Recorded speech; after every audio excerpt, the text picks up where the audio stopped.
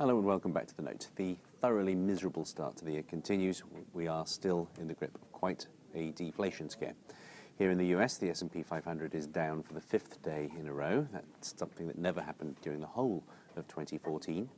The 30-year Treasury bond is now trading at a yield of below 2.5% for only the second time ever.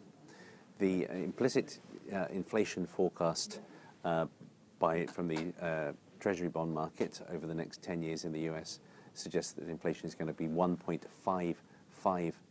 That's as low as it's been since 2010 when it sparked the Fed into QE2. Plainly far more than can be explained by a transitory move in the oil price. As for the oil price, Brent crude has now traded below $51 a barrel. It's down 56% since its high of last year. As for stocks across the world, the FTSE All-World Index dropped another percentage point today. It's almost back to its lows of the mini correction from December.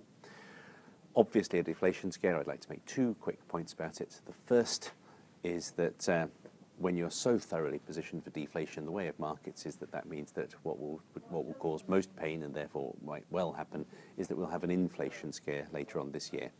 Given how people have positioned themselves, any significant tightening by the Fed or any worry that the Fed might even be behind the curve in tightening could give you a bond bear market to match what happened in 1994. It could be a very dangerous situation. Secondly, let's take a look at this chart here, which shows you the prices of S&P 500 energy companies compared to the oil price.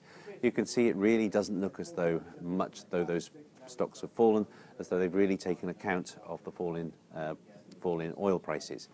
Investors are obviously waiting to see whether the oil price itself pivots, but there will also be a lot hanging on energy companies' results starting in about 2 weeks' time.